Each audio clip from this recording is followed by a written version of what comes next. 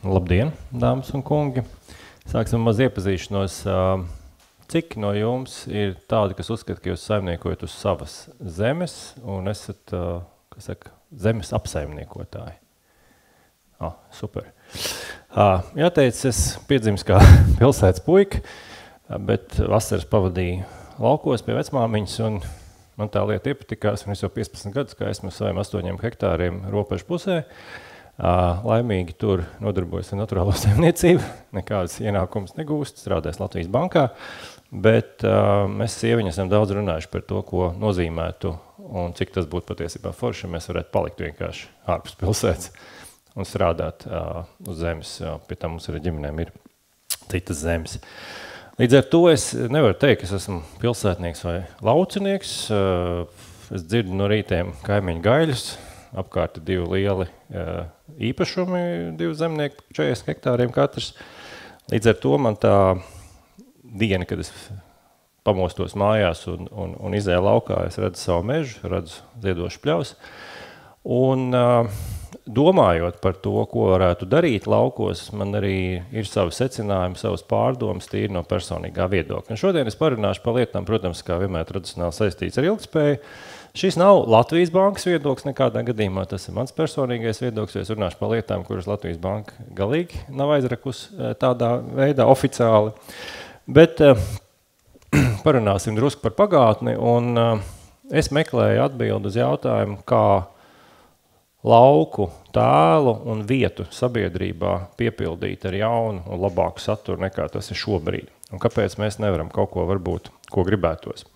Bet sāksim ar jēdzieniem, ja mēs runājam par ilgtspēju, vienkārši ļoti ātri, tad ilgtspēja ir ideja, ka mēs apzināmies planētas robežas, ir tāds jēdziens, un mēs savā darbībā, kā cilvēks kopumā, līdz ar to arī katra mazā valstiņa, savā, teiksim, sadaļā ievēro šo robežas, kādas tās ir, jo mēs nevaram izstiept planētu, kamēr neesam pārvākšies kopā ar Masku uz Marsu vēl kaut kur. Un tas nozīmē daudz lietas, gan oglekli, gan dabas aizsardzību, gan citus resursus, kas saistīti ar ekonomiku, ar fosīliem resursiem. Otrs elements šajā sistēmā ir cilvēks. Cilvēks ar savām vajadzībām, ar savām vēlmēm. Mēs nevaram teiksim, aizmirst par to, ka mēs gribam dzīvot, ka mēs gribam būt veseli, ka mēs gribam būt pārtikuši, bet mēs ievērojam planētas robežas, jo mēs vienkārši nevaram izspiesties ārpus tām. Un jāteic, ka planēta ir vienīgā, kas cilvēku var nogalināt nesodīti. Jo tad, kad daba kaut ko izdara kādi mazi nejauki kaitēklīši, tad mēs to esam spiesti pieciest. Un ekonomika savukārt ir viena no cilvēka aktivitātes izpausmēm, kura obligāti ievēro cilvēka robežas. Mums, teiksim, likumi parasti to labi regulē, bet tā problēma, ka mums ekonomika drusku iespiedās ārpus planētas robežām un pasaules, teiksim, šīm iespējām. Par to es šodien daudz nestāstīšu, jo es gribu aiziet nedaudz šaurākā tēmā. Protams, zemes sektors ir problēma ar oglekļa izmešiem, bet Latvijas gadījumā mēs papētījām Latvijas bankā par šo. Jāteic, ka tur ir ļoti daudz jautājumu par politiku, kāpēc mēs, piemēram, neesam uzskaitījuši augsnes, un mēs joprojām izmantojam tās lietas, ekstrapolējam tādā veidā, ka būtībā tas ir zemes īpašniekam iznāk par sliktu pret to, kā teorētiski varētu būt. Un tieši tāpat arī vides aizsardzība.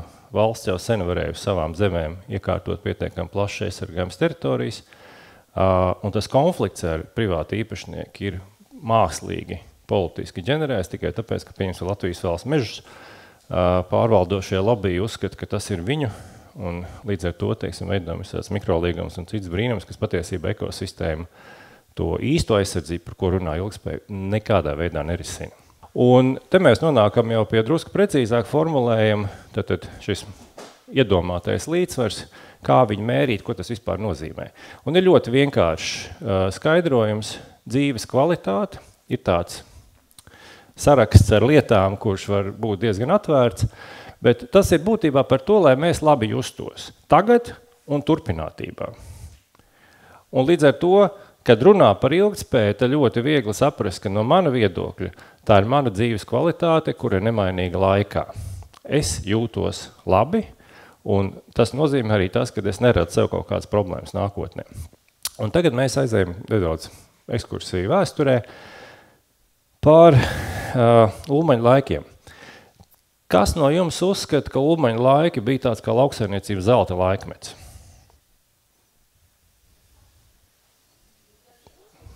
Dažādi. Okay.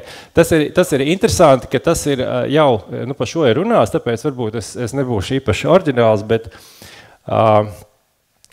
es vienkārši paņēmu dažus ciparus, kas nosaka to, kāpēc šobrīd zemnieks jūtās varbūt pret tiem sapņiem un to arī lielā mērā propagandas radīto tēlu savādāk. Pirmām kārtām lauksaimniecības ekonomiskā nozīme. Šobrīd ir ļoti neliela pret to, kā tas bija Ulmaņu laikos, tātad šiem, teiksim, 50, 35, 40% pret 3-4 šobrīd.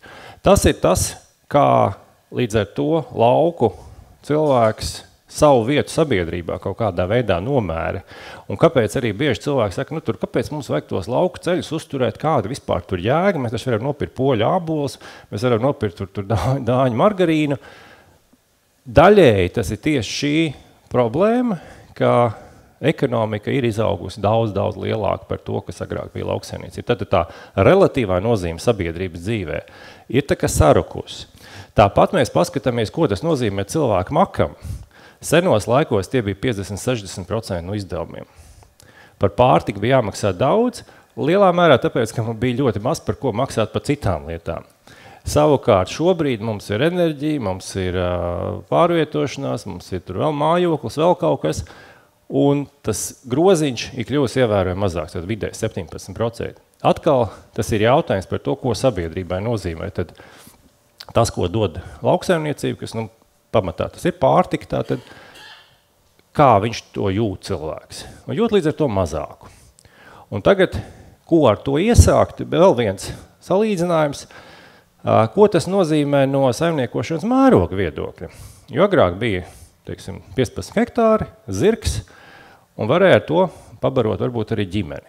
Šobrīd tas zirgs, kas ir jau, lai aizbraukt uz pilsētu, viens vajadzīgs, un tas otrs zirgs, kas ir vajadzīgs, lai skraidītu pa lauku, un tas ir traktors. Cik traktors zinat, jūs paši zinat, kā saka, labāk par mani zinat, bet transporta līdzekli šobrīd jau, kas ir vajadzīgs arī darbam, lai apsaimniekot to zemi, ir kļūst relatīvi daudz dārgāks. Līdz ar to vajag vairāk zemes, vajag lielāku saimniecību, bet kas notiek un kur tad bišķi tā saita arī ar mantojumu fizisko, mēs jau esam saskaldījuši pa vienu mantošanas ciklu sīkāk zemes gabalus. Ir notiek gan konsolidācija, gan šī skaldīšana, kur caur mantošanas procesu. Un loģiski, ka ekonomiskā iespēja ģimenei ar noteiktu hektāru skaitu nopelnīt pietiekami ar tradicionālām lauksaimniecības metodēm, ja es nerunāju par netradicionālām, ko var izdarīt, ir izmainījusies, tas mērogs mainījies. Un tas jautājums, kas man rodās, ir, ko lauki varētu dot sabiedrībai tādu, kur sabiedrība lielāku justu jēgu no tā, līdz ar to tā attieksme būtu cita, un būtu, teiksim, tas saturs ielikts pilnīgāks. Ļoti bieži ir tā vidējā bilde, ka lauksaimniecības nākotne ir tāda mega ražošana, vēl vairāk kaut kāds pārtiks masīvi. Ok, par to mēs parunāsim tūlīt, bet man tas jautājums tieši atlikušajai prezentācijai ir tieši par to, kas varētu būt no dzīves kvalitātes, tātad no šīs ilgtspējas patiesā mērījuma, tas, ko varētu dot lauksaimniecība, un tātad sāksim ar to, kas tad no lauksaimniecības mums ir tas dažādās izpausmes cilvēku dzīves kvalitātei. Un es šeit atļaušos parunāt par vienu bīstamu tēmu, par cilvēka veselību, saistībā ar dažādām, teiksim, mūsu ķermeņa izpausmēm. Kāpēc es atļaujos par to runāt? Man ir izglītība augstākā, es esmu apgūvis arī cilvēka fizioloģiju, anatomiju, būdams gan biologs, ne mediķis. Un es pēdējos, jau nezinu cik gadus, ļoti daudz esmu interesējies un skatījies tam, kā jaunākā zinātniskie atklājumi pasaulē, ko saka par tādām lietām kā cilvēka novecošanās un, teiksim, veselība kā tāda, no kurienes rodās problēmas. Kāpēc? Tāpēc, ka mēs arī skatāmies uz ilgspējas tādu lielo bildu pasaulē.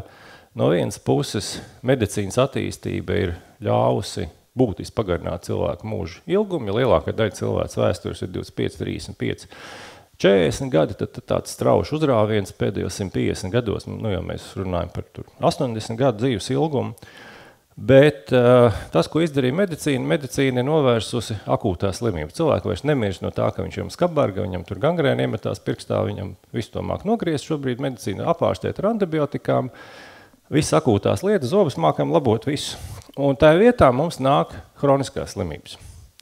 Un mūsu medicīnas sistēma diezgan švaki tiek galā hronisko slimību ārstēšanu, pārējušās par to, ka cilvēks ir slims uz mūžu. Un man tas jautājums vienmēr ir bijis, nu tad kā tas nāk, kad šobrīd mēs tieši tik daudz esam sākuši slimot tā, ka vispār nevar izārstēties. Gan ar visādām alerģijām, gan ar vielmaiņas ļoti būtiskiem traucējumiem, dažādiem iekaisumiem, un, kas vēl nāk klāt, par ko es arī runāšu, kas arī man ļoti interesēs, varbūt arī ģimenes dēļ, un man draugu pieredze dēļ ir cilvēka prāta novecošana, kas saistīta ar demenci, ar Alzheimer slimību, kā viena no demences formām. Jo šīs lietas ir par mūsu dzīves kvalitāti. Mēs tagad dzīvojam ilgi, bet mēs aizvien vairāk dzīvojam nekvalitatīvi ilgi. Un kas tas ir apakšā? Interesantākais tas, kad ir pasaules zinātne aizgājis ārkārtīgi tālu šajā lietā, un medicīna ir smagi atpalikusi. Vairāk iemeslu dēļ. Pirmkārt, tāpēc, ka medicīna darbojās pēc priekšrakstiem, ārstam ir bīstami pārkāpt priekšrakstus. Otrkārt, tāpēc, ka ārsti lielākā daļa ir mācījusies tad, kad šie atklājumi vēl nav bijuši, un treškārt, tāpēc, ka ir farmācijas lobijs. Un viena no atziņām, kas ir attiecībā par cilvēku veselību, ir tāda, ka mēs patiesībā esam akmens laikmeta cilvēki, un to saka ļoti daudz zinātnieki. Mūsu ķermenis būtībā ir evolucionējis līdz mūsdienu šodien stāvoklim 5000 gadu atpakaļ. Pēc šī laika nekas vēl nav paspējis notikt. Nevis tāpēc, ka mēs būtu apstājušies evolūcijā, bet cilvēka evolūcija, kas ir vairāk miljonu gadu, viņa nav tik ātra, lai mēs pielāgotos tam, kas šobrīd ir noticis. Un tas, kas ir noticis, mēs esam radījuši pasauli, kura gan pēc tā, ko mēs ēdam, gan pēc tā, ko mēs redzam, tas viss stress ap mums, viņš nav piemērots mums fiziski. Un par šīm lietām mēs tagad parunāsim detalizēti. Tas, pa ko es runāšu, nav britu zinātnieki atklājuši kaut kur kaut ko. Tie ir Harvards eksperti pētījumi, tie ir lielu klīniku vadītāji, kuriem ir pat, teiksim, tas atlase pacientu 200,000 pieredze, teiksim, 200,000 pacientu, kuru datu sumārā pēc tam secinājumi nāk šajās atziņās. Es runāju tiešām par nopietnu akadēmisko bāzi un par cilvēkiem, kas vada klīnikas, kas ir pierādījuši, ka tas darbojās. Un te es gribu vēl, teiksim, sašaurinot lietu pateikt, ka interesantā kārtā tā nemaz nav, ka cilvēkam ir drausmīgi daudz to orgānu, kur katrs slimo pats par sevi. Patiesībā mums ir dažas sistēmas, kas ietekmē praktiski visu veselību. Viena no tām ir tas, kas ir mūsu puncija. Tas teiciens, ka tu esi tas, ko tu ēd. Un tas ir tiešā veidā ar lauksaimniecību saistīts. Bet, ka mēs sakām, kas mēs esam, ja, teiks, Mārtiņ, kas tu esi bioloģiski? Kas tu esi pa sugu? Homo sapiens, ja? Viens, ja? Tevī ir noteikti skaits šūnu.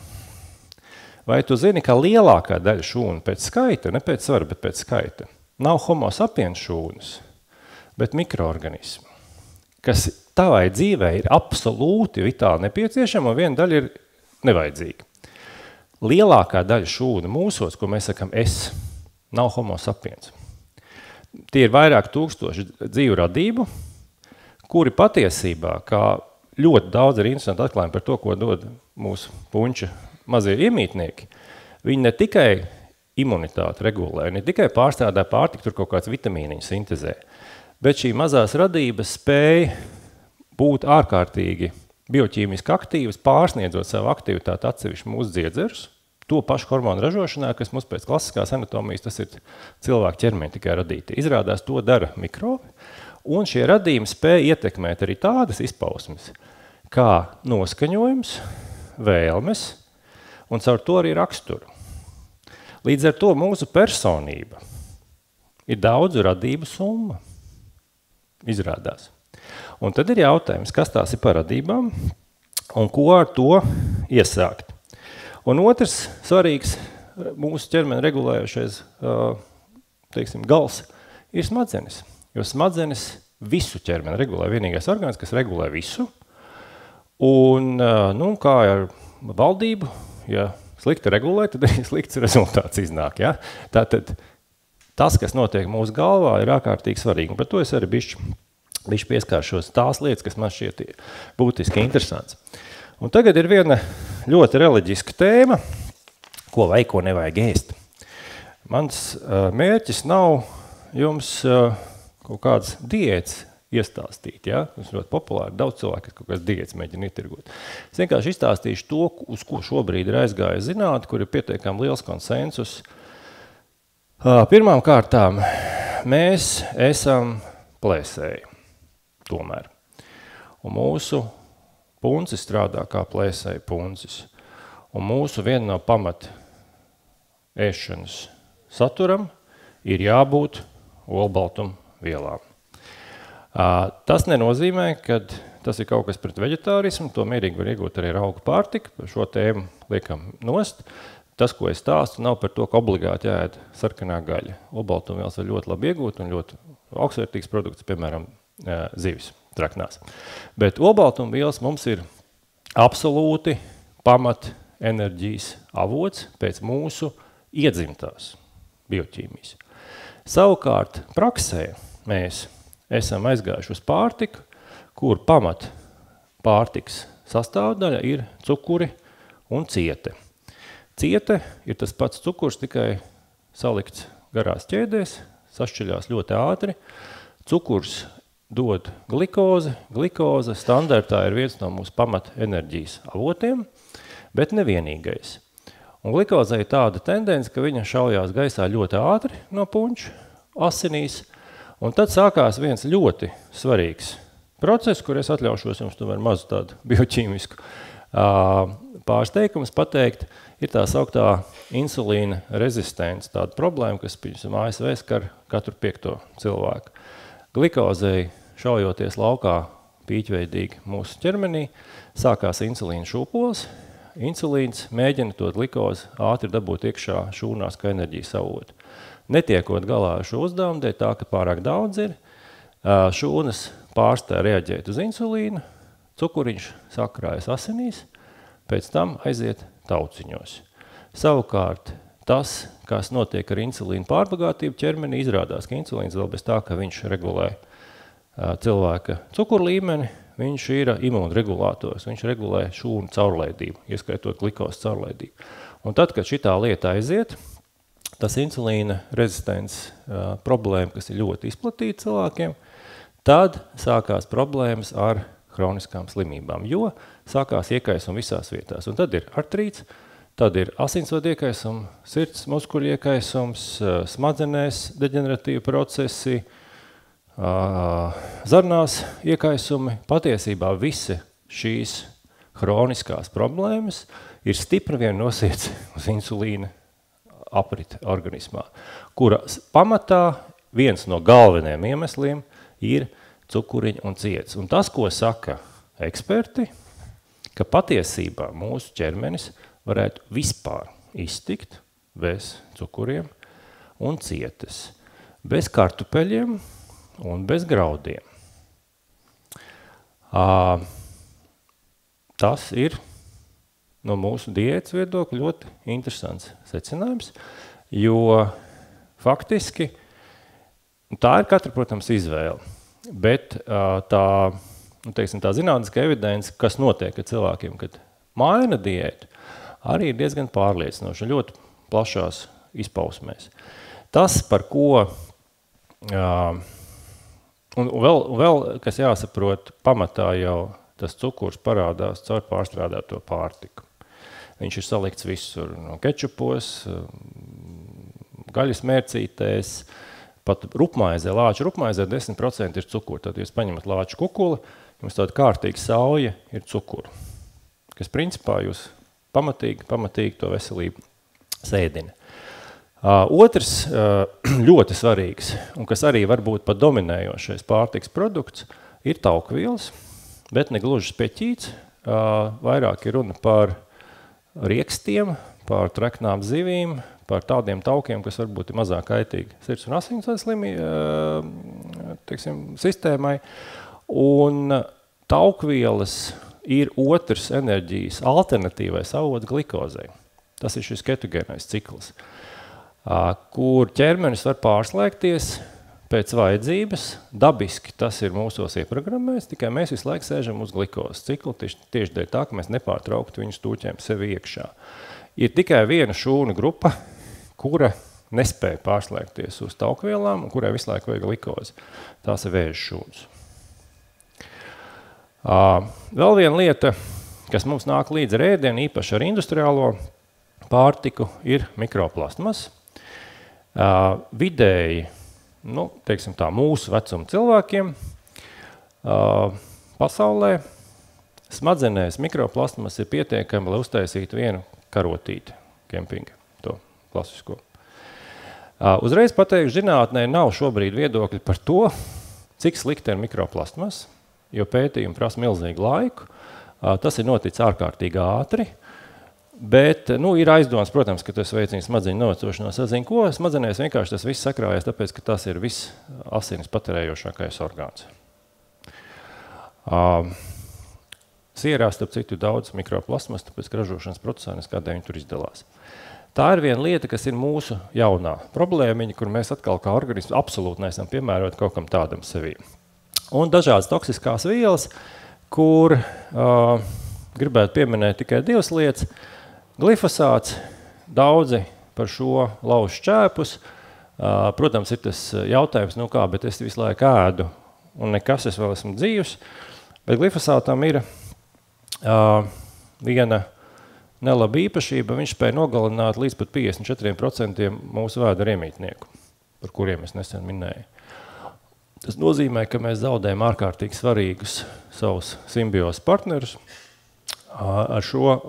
saskaroties ar šo vielu. Un tad var jau teikt, copējam zivis, labs olbaltumvielu avots, ēdam dārzeņus, bet mums Latvijā ir no padomu laikiem ļoti augsts dzīvesudraba piesārņojums. Tā sarkanā līnija ir dzīvesudraba dabiskais, tas vides kvalitātes normatīvs. Tās zilās ir dažādās Latvijas ūdens tilpnēs dzīvesudraba līmeņi, kas ir atklāti. Šis ir vienkārši 18. gada pētījums, tāpēc, ka tur bija tāds smuks grafiks uzzīmēts. Jaunāk pētījumi arī, tur nekas nav īpaši mainījies. Faktiski līdz pat 10 reizēm dzīvesudrabs ir vairāk kā vajag. Tā ir daļa no mūsu realitātes. Mums jārēķinās ar to, ka patiesībā vide Latvijā nemaz tik tīri nav, no kurienes rodās dzīvesudrabs. Pamatā tas ir, viņš netiek ārā no dabas nekādīgi, viņš tur rotē. Tas ir lauksaimniecības ķīmija padomu laika un akmeņu ogļu dedzināšanas dūmi, kas ir atlidojuši šurp no citām valstīm. Un tā nelēma tāda, ka vienīgā vieta, kas dabā spēja dzīvesudrabu izdabūt ārā tā, lai viņš iziet ārpus dabiskās aprits, ir govju vēders. Bet, kā saka, govis parasti zāli upēs neēd, līdz ar to upēs plēsīgajās zivīs tas viss sakoncentrējās. Tā vienkārši ir viena bilde, kas pasaka to, ka mums arī ir savas mazas problēmiņas. Tālāk arī reliģisks temats, liekais svars. Liekajam svaram ir divas formas, tā tad ir liekais svars un ir aptaukošanās. Nerunāšu par estētiku, vienam patīk apaļas meitenes, vienam kārnes, tas absolūti nav par to, runa par to, kāds tam sakars ar veselību. Un es gribu pieminēt vienu lietu, kas ir daudzu zinātniskos pētījumos apstiprināta, liekais svars cilvēkam samazina smadzeņu tilpumu. Ko nozīmē mazāks smadzeņu tilpums? Smadzenes pamatā ir ūdens. Tur sanāk mazāk ūdens. Cilvēks no tā pilnīgi stulbs nepaliek, bet kognitīvās funkcijas nedaudz cieš, bet tie cipari, kas vispār smadzenēm, kāpēc vajadzīgs ir ūdens? Tāpēc, ka apmēram pirms 15 gadiem ir atklāta jauna, ļoti svarīga smadzeņu fizioloģiska darbība, tā ir tā sauktā limfatiskā sistēma, kas pa naktīm mums smadzenes izskalo atjauno. Ja, tad dabū atkal viņas tīras darba dienai. Un, ja ir mazāk ūdens, tas sliktāk tā atskalošanās strādā, un smadzenes vienkārši noveco. Un, ja cilvēkam ir liekais svars, man, piemēram, līdz liekajam svaram ir 2 kg. Vēl 2 vairāk, es būšu jau pāri robežai. Tad ir smadzenes 4% mazākas un par 8 gadiem vecākas, un ja ir aptaukošanās, tad cilvēkam ir 8% mazāks smadzeņu tilpums un 16 gadi vecākas smadzenes. 16 gadi, bioloģiskais vecums. Un te jāsaprot, ka bioloģiskais vecums un tas, kas ir pasē rakstīts, ir 2 dažādas lietas. Ko nozīmē šīs novecošanās? Tā ir pātrināta iespēja tikt pie tām vecuma smadzeņu problēmām, demence, Alzheimer un citām lietām. Un, ja vīrietim ir liekais svars, tad viņam ir Alzheimer risks 2 reiz lielāks, sievietē 4 reiz lielāks. Sievietes vispār biežāk slimo ar tieši šo specifisko kaiti. Otra lieta, tauki ir toksisko vielu uzkrāšanas vieta ķermenim. Ķermenim ir tāds slinkuma pazīme, ka tad sliktai mājsaimniecei ja ar kaut ko paslaucīt zem tumbačkas, tad to izdara. Un, kad tur ir tauki, tad viena daļa no toksiskām lietām tiek noglabāts taukos vienkārši tāpēc, ka tur ir ātrāk un vienkāršāk. Un tāpēc cilvēks, kad tievē, jūtās ļoti slikti. Principā viņam atbrīvojās toksīni. Un tas ir staigājoši tādi, kā saka, uzkrājums nevajadzīgs. Un, Amerikā tā statistika tāda, ka cilvēki, ka lieko svaru, dzīvo 25% īsāku mūžu. Kā saka, dariet, ko gribiet ar šo, bet liekā svara primārais avots ir šis sabojātais insulīna cikls, kur cukuri un ciete aiziet liekos uzkrājumos, un daļēji tas saistīts ar to, ka mēs visi ēdam krietni vairāk nekā mums bioloģiski vajag. Un tāpēc aiziet. Un vīriešiem tā pamat problēma tas, kad aiziet viscerālie tauki, tie, kas ir vēderiņam iekšpusē, viņi ir īpaši iekaisums izraisoši un daudz bīstamāk nekā tas, kas dāmām uzaug uz ārpuses. Tāpēc, ja grib dzīvot veselīgi, tad vajag veselīgi arī ēst. Vēl viena lieta, kas mūsu dzīvi ļoti ietekmē, ir stress. Te ir atkal jāatcerās, ka mūsu smadzenes ir 5000 gadu sens veidojums, ka mēs dzīvojam un evolucionējam pilnīgi citos laikos, un tas daudzums informācijas plūsmas, tas stresa daudzums, tas nepārtrauktais bombardēšanas smadzeņu, kas notiek šobrīd ar informāciju, ar televīziju, ziņām, ar visu, mēs neesam tam piemēroti. Un tāpēc mums rodās tas, ko mēs saucam par stresu. Kā stress iedarbojās uz cilvēka organismu caur stresa hormonu kortizolu? Viņam ir 2 kanāli. Pirmais, viņš atkal trāpa pa insulīna ciklu, un cilvēks sāk pieņemties svarā. Otrais, kortizols, kas ir pilnīgi dabiska reakcija, tāpēc, kad senos laikos, ja tev uzbrūk zobenzobu tīģeris, tu mobilizē glikozes rezerves, tu mūc, bēdz, kaut ko dari. Otra lieta, ja tev šāds stress gadās, tev vajag maksimāli visas rezerves ķermeņa izmantot situācijas risināšanai. Un ko dara kortizols? Kortizols aptur ķermeņa atjaunošanos. Jo atjaunošanās prasa daudz enerģiju. Mēs ļoti daudz atjaunojamies iekšē, mūsu šūnas nepārtraukti mainās. Nepārtraukti stress samazina. Jūs liekas, zinat, ka cilvēkam bijis grūta dzīve, viņš izskatās vecs. Patiesībā viņš ir bioloģiski vecāks. Ja? Tāpēc, ka tas ir tiešā iedarbība, kā darbojas bioķīmiski stress. Un tad, ko par stresu saka, sapcīt runājot par šīm slimībām, tad šobrīd jau novecošanas slimības Lielbritānijā, kopš Covid ir prom, ir atkal numur 1 nāves iemesls. Ja? Ko mēs runājam par kaulu. Un numur 2 ir stresa saistītās lietas, kas patiesībā ir ļoti cieši saistīts arī ar smadzeņu stāvokli. Kāds ir galvenais dakteru šobrīd ieteikums? Bez tā, ka rīt ķīmija un būtībā sačakarē savas smadzenes pilnībā, tā ir meditācija. Tikai agrāk meditācija uzskatīja par kaut kādu ezotērisku reliģisku pasākumu, tagad viņi ir izdomāts rietumiem jauns nosaukums, tā ir apzinātība. Tās meditācijas prakses, kurām nav nekāds reliģisks saturs, izrādās, ka ļoti labi palīdz. Bet meditācija prasa zināšanas un prasa saņemties kaut ko darīt. Ir otrs, tuvākais konkurents meditācijai, tā ir pastaigta dabā. Vēlams pastaigta dabā, ka tu nedomā par to problēmu, jo stresot dabā var tikpat labi, kā stresot mājās. Tātad vide, zaļa krāsa, cilvēki pēc definīcijas nomierina. Pastieties, tūlīt mums nokritīs lapas, jūs pēkšņi sāksiet redzēt, kur ir ziemāji uzauguši, kur ir sūnas zaļas. Mēs visu laiku meklējam zaļo krāsu. Dabiski viņa mums ir vajadzīga. Līdz ar to tā zaļā vide pēc definīcijas mūsu galvai ir tāda, kā saka, vieta, kur aizmukt no mūsdienu stresa. Otra lieta, kas arī ir ļoti svarīga, ja cilvēkam mazinātu šo stresa līmeni un diskomfortu, ir kopiena, saziņa ar cilvēkiem. Vientuļie cilvēki mirst ātrāk, pat ja viņi ir izcili mizantropi un neieredz cilvēkus. Es no savas pieredzes varu pateikt, ka dzīvodams Rīgā, es komunicēju ar saviem kaimiņiem, nezinu, 100 reizes mazāk nekā tagad dzīvojot laukos. Es ka viņus nevajag. Jo ko tev Rīgā vajag? Tu pilsētā visu nopērc. Ja tev vajag kaut ko izdarīt, tad tu vienkārši to dabū par naudu. Un ko tev tie kaimiņi? Tu labi tur aizņemties urbi vai nezinu, krējumu. Laukos tā sadarbība ir dabiskāka. Viņa vienkārši sanāk. Ja? Man kaimiņam ir ekskavators, man viņa vajag, man ir lieka malka no meža, mēs samainamies, viss sākās kaut kāda darbošanās. Un kopiena ir ārkārtīgi svarīga padarīšana, kas mūsdienās lielai daļai cilvēki, īpaši, kas ir pilsētās, patiesībā cilvēki pilsētās ir kļuvuši ārkārtīgi vientuļi.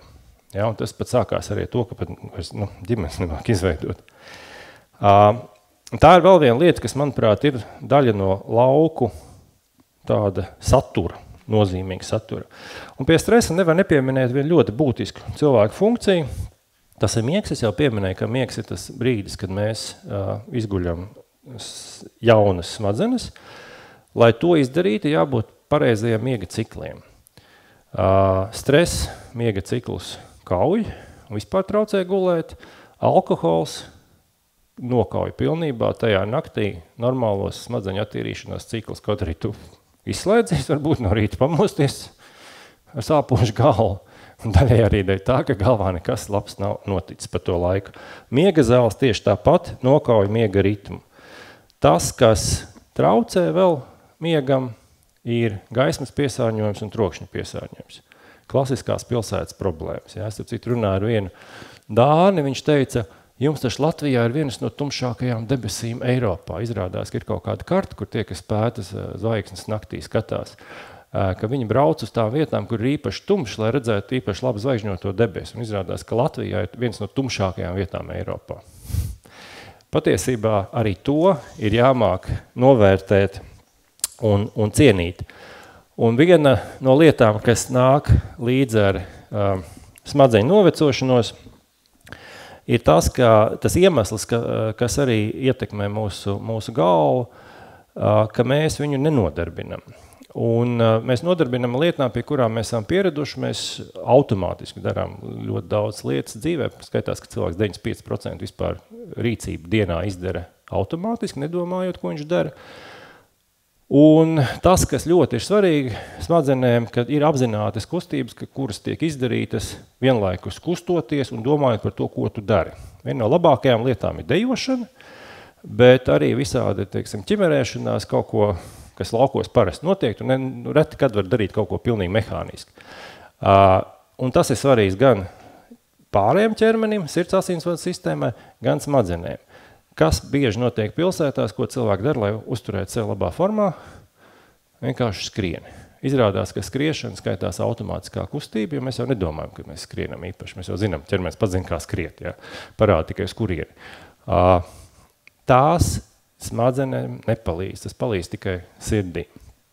Atkal, tas lauku dzīvesveids ar fiziskām aktivitātēm, ar visu, ko es jau iepriekš minēju, manuprāt, ir viens no veidiem, kā mēs varam parādīt pareizo dzīves veidu, kas cilvēku padara laimīgu un veselu.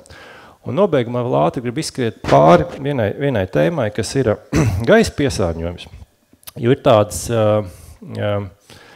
daudz jūs esat dzirdējuši varbūt par PM10, PM2,5, tas ir ziedputeklis, tā ir PM10 daļiņa, kas ir pēdējais mazākais redzamais puteklis, un PM2,5. Pilsētās ir, Rīgā, piemēram, un citās pilsētās, kur uzstādīts mērīšanas ierīces, kur Latvijas tikai dažas, visur ir pamatīgi pārsniegts tiek ik pa brīdim šis piesārņojums. Kas ir problēmas ar šiem putekļiem? Īpaši ar 2,5. Tas izraisa arī plaušu vēzi. Bija ļoti interesanti man lasīt to mehānismu. Man likās, vienmēr, kāda putekļa, tur vēzes, taču ir šūna, tur uzbūvas, mitohondrija izmaiņas. Un ko tas puteklis var izdarīt, izrādās ir. Es nestāstīšu to mehānismu, bet viņš ir gan primitīvs. Patiesībā vienkārši putekļu dēļ cilvēks vienā daļā plaušu zaudē spēju cīnīties ar vēju šūnām, un tas vējas vienkārši aiziet. Un tā problēma, kas ir laukos ar šo, tie ir putekļainie lauku ceļi, un tā ir viena jauna daļiņa, par ko tagad vislielākais kreņķis ir parādījies. Tas ir meža ugunsgrēku putekļi, kas patiesībā ir PM nevis 2,5, bet 0,7, pavisam sīkas, kuras potenciāli varētu būt vēl veselībai bīstamāks, un kas ir mūsu vecā labā malkas apkure. Un ja vienkārši privāti mājā laukos vēšotos dūmus aizpūš, tad tas, kas ir mums ar ciematiem, kad jūs rudeņos paskatieties mūsu tenīs jaukajos novembros, kad gaiss ir apstājies, ka tāds pelēka cepuri ir virs apdzīvots vietas, tad principā tas ir veids, kā sačakarēt plaušus. Un par to arī ir jādomā, jo, manuprāt, tām apdzīvotām vietām būtu vērams tomēr izvēlēties citu. Vai tam ir nozīme? Nu, tas ir oficiālā statistika, cik mēnešus cilvēki zaudē no savas dzīves šobrīd Eiropā. Latvijā ir zaļais dzeltenais, tātad zaļais 2, dzeltenais 4 mēneši dzīves tikai dēļ šī piesārņojuma. Te es gribu pateikt vēl vienu lietu. Gaisa piesārņojums, protams, nav tikai šīs putekļu daļiņas, bet ir arī cits lietas. Atcerēsimies, kā sākās Covid pašā sākumā, kad bija ziņas par to, ka kurā vietā bija tie lielie līķu kalni, kur rādīja kravas mašīnas brauc pa pilsētām vai dārā zārciņas. Itālijā, Ziemeļitālijā, ja? Te ir tā Ziemeļitālija. Un pēc tam bija arī ap Amsterdamu, Brisele bija, un tev bija mūžīgi tie strīdi, vai Stokholmā, vai Amsterdamā bija tas pareizais protokols. Vai vajadzēja tās maskas, vai vajadzēja ļaut brīvi cilvēkiem staigāt. Vācijā bija, teiksim, diezgan daudz, bet tur ļoti laba medicīnas sistēma tika galā.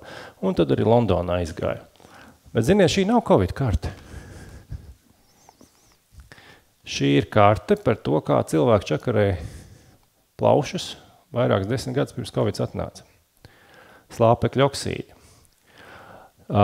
Viens zinātnieks, ka šito bija izvilcis, dabūja bargu kritiku, jo nevar pierādīt saikni. Un to arī neviens nepētīja, ja Covid ātri kļuva superlipīgs, viņš pārstāja meklēt vārgākos pacientus, viņi vienkārši sāk slimot visu. Ja? Jūs atcerieties pēdējā Covid, jau tur vienkārši satiec slimnieku jau garzēm. Bet tas trakais, tas nāvīgais, pirmais kāds viņš meklēja tos ar vārgākajām plaušām. Vai tas ir tiesa vai nē, nezinu, bet šāda sakarība ir. Valdībām tas, protams, ļoti nepatiktu, jo gaisa kvalitāte tieši atkarīga no valsts politikas. Un šobrīd tā kārta jau ir krietni blāvāka, piesārņojums ir daudz mazāks, bet tas, kas cilvēkam to rada, tas ir daudz gadu desmitu uzturēšanās šādā vidē. Un tas, ko es vēl gribu pateikt, kur Latvijā var šito dabūt, labākais veids, kā dabūt slāpekļa oksīdus bez kaut kādiem industriāliem procesiem, ir dedzināt gāzes plīti mājās. Ja jums nav spēcīgs nosūcējs, jūs ļoti ātri dabūnat augstu slāpekļa oksīdu koncentrāciju mājās, jo kas ir gāzes sadegšanas parasts rezultāts. Līdz ar to tas, ko arī veselības ministrija raksta, pavājinās plaušu imunitāti. Nu? Un šīs visas lietas kopā parāda to izvēļu iespējamo ceļu, manuprāt, ko laukos varētu mēģināt kā negatīvo novērst un kā pozitīvo izcelt. Un manuprāt, mans tas sapnis ir tas, ka lauku iedzīvotāji ar savu piemēru, ar savu dzīvesveidu būtībā varētu demonstrēt, ko nozīmē veselīga, laba dzīve, bet šī brīža prakse, gan tas, ko mēs ēdam, cik mēs tur šņabi dzeram laukos, cik mēs citas lietas darām, vēl ir diezgan tālu no šī. Līdz ar to, ja šo mērķi izvēlās, uz to mērķtiecīgi un rūpīgi ir jāiet, bet to var labi pārdot, jo cilvēki grib visi dzīvot labi un ilgi, un pilsētās visu, ko var tikai dabūt pa naudu. Ja? Bet ir cita iespēja to dabūt vienkārši dzīvojot šādu dzīvi, un otrs arī lauki var pārdot gan šo iespēju, gan šos produktus, bet kā mēs redzējām, tas jautājums, kad sabiedrība sapratīs, ka tā produkta grosis ir jāmainās, jo kviešu rapšu pāris ir absolūti tas, kas mums tā īsti vajadzīgs nav. Ēšanai, bet mēs ļoti veiksmīgi varam, protams, pārdot to ārzemēs, bet tad ir jautājums, kāpēc sabiedrībai rūpēties par to, kas notiek laukos, ja viņa to labumu neredz. Tur, teiksim, Nigērai mēs pārdodam tos kviešu. Manuprāt, tur varētu veidoties jauns sociālais pakts, kurš balstās uz virkni ļoti pozitīvu, teiksim, tādu jēdzienu, uz pozitīvu piemēra, bet tas, ko es gribu teikt, kungi un dāmas, ir jāsāk ar sevi. Šī nav tā reize, kad jābaksta pirkstu uz valdību un jāsaka, jums tur vajag savādāk. Protams, ka, ja sabiedrība sapratīs, ko nozīmē veselīgs dzīvesveids, viņi arī to vairāk pieprasīs, un tad arī cerams, ka subsīdiju sistēma būs, piemēram, orientēta uz dārziņiem, uz veselīgām lietām, nevis uz vienkārši lielražošanu, bet, šis nav tāda recepte, ko mēs varam realizēt rīt. Bet tā ir recepte, kas tieši balstās idejā par ilgtspējību. Par to, kas sabiedrībā ilgtermiņā būs vajadzīgs, kas viņai patiesībā jau vakar bija vajadzīgs, bet vienkārši tas nenotiek. Ja mēs šo varam, kā saka, iepakot, pārdot, izstāstīt, ieskaidrot sabiedrībai, un galā, kā es minēju, arī zinātniskā bāze tam ir ļoti nopietna, tad tas ir kaut kas cits, nekā vienkārši diskutēt, ko darīt ar 3,5% ekonomikas, un teiksim, lobby plēsīsies par to, kā sadalīt kaut kāds miljonus no tās naudas, kas principā aiziet ārpus vietējās sabiedrības, bet kaut kur paliek citur. Un tad arī tā sabiedrībai tā interese par to, viņa kļūst tāda, es gribu aizbraukt uz laukiem, es gribu, lai tur izskatās smuki, tas tāds, mēram, pēc vajadzības, pēc mēneša es atbraukšu vēlreiz. Ja? Tā nav sadarbība. Bet sadarbība balstās uz apusēju izpratni, uz apusēju interesi, un manuprāt, visa mūsdienu patiesībā tā diskusija, lai kāda viņa nebūtu kaut kur sabiedrībā, viņa ir savā ziņā mārketinga, savā ziņā PRs. Šo vajag arī iesaiņot un pārdot, bet ir ļoti daudz lietu, kas cilvēku dzīves kvalitātei varētu nākt svarīgs no laukiem, ko es jums parādīju daudz dažādas piemērus, ko vajag pirmkārt mācēt radīt, otrkārt vajag arī paskaidrot. Bet tas ir saturs, kurš aizvieto to, kas varbūt bija agrāk, ar ko es sāku, ka vienkārši lauksaimniecība bija pietiekami liela, viņa bija liela daļa patēriņa, un visiem bija skaidrs, ka, ja es pusi algas atstāju par to, ko dara lauksaimnieki, man ir daudz lielāka interese par to, kas tur vispār notiek, man ir lielāka izpratne arī, kas tas ir pēc satura. Mūsdienās, ja atnāktu Ulmanis, viņam būtu jāsaka, nevis tirgojiet, ražojiet bekonu sviestu, viņam būtu jāsaka, taisiet inovācijas. Jo tas ir, par ko ir gatava maksāt zeltā. Eiropa ir pārēcies, Eiropa nav gatava maksāt zeltā par pārtiku. Un tad mēs esam pie tās mazās ekonomikas, kaut kur tur meklējam noietu, un iekšē mēģinam diskutēt par to, vai vajag vai nevajag laukos normāls ceļus, un vispārējo. Tāpēc, kad ir, man liekas, pārāk liels atrāviens tāds pārāvums noticis ar to, kas tiek taisīts, kas cilvēkam ir vajadzīgs un kur to dabūt. Jo labas lietas dabūt vienmēr ir grūti, bet nopirkt to, ko piedāvā lielā pārtikas industrija, kur būtībā ir pa vidu šobrīd starp zemnieku un pilsētnieku, un principā sačakarēt to produktu līdz pēdējam, ja? Bet varētu tas būt arī ar īsāku ceļu, varētu tas būt labāku saturu. Vienkārši tur ir ļoti daudz lietu, ja mēs saprotam, kas cilvēkam patiesībā viņam labai dzīvei, labai veselībai ir vajadzīgs, tad, manuprāt, dabiska atbildi ir, bet to taču tepat var dabūt. Ja? Tā kā, dāmas un kungi, manuprāt, ir vēl citi ceļi, bez tā, ko mēs parasti ikdienā diskutējam, kasoties zemkopības ministriju par vienu vai otru subsīdiju miljonu. Varbūt noder. Jā. Paldies, Edvard. Es tev varbūt, es skatos tieši uz to pārmaiņu nākotni, un tu jau esi trāpījis tad, kad veselības sistēma strādā uz labklājības avotu stiprināšanu. Ja, kas ir nevis uz ārstu tradicionālo centrētā medicīnu, bet man viens jautājums tev tomēr, tas ir sarunu festivāls, es gribu atvērt varbūt tādas sarunas, kā paskatīties uz veselumu, jo tas nav, tas izkāpt ārā, protams, zemnieks redz no savu skatu punktu, šeit viņš vāc ļoti veselīgus dārzeņus, sarkanās bietītes, kas attīra asinsvadus, es jau tā noskatījos, bet kā panākt to, ka mēs varam kopā saiet un paskatīties uz veselumu?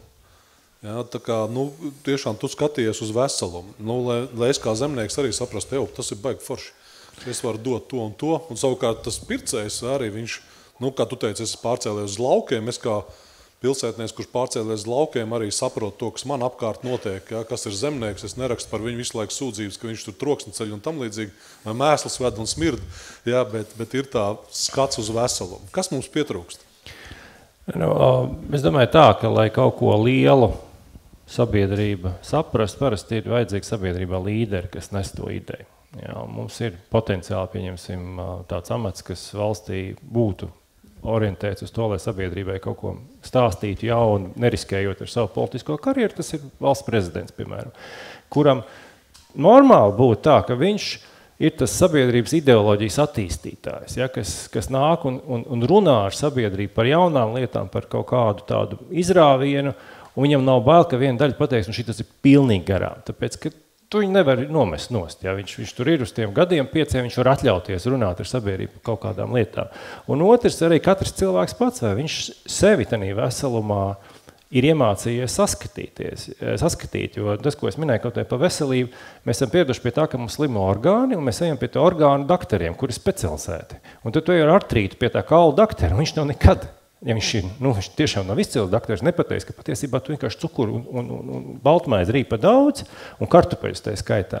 Tāpēc, ka tev tas viss iet caur insulīnu sistēmu, un tu tos locītos var ārstēt, cik gribi. Tur nav ko ārstēt, jo tas iekaisums rodās caur to, ka tev ir insulīna rezistents ķermenī. Ja? Tātad tev arī, teiksim, pat tādās profesijās kā medicīna, tev trūkstās holistiskās pieejas, bet pasaulē tās zināšanas ir. Jautājums, kurš viņas atnes, kurš viņas izplata, jo es gribētu, lai Latvijā būtu veselības aprūpas sistēma, kuras vispār nav. Tas nozīmē, tev aprūpa cilvēku, lai viņš ir vesels.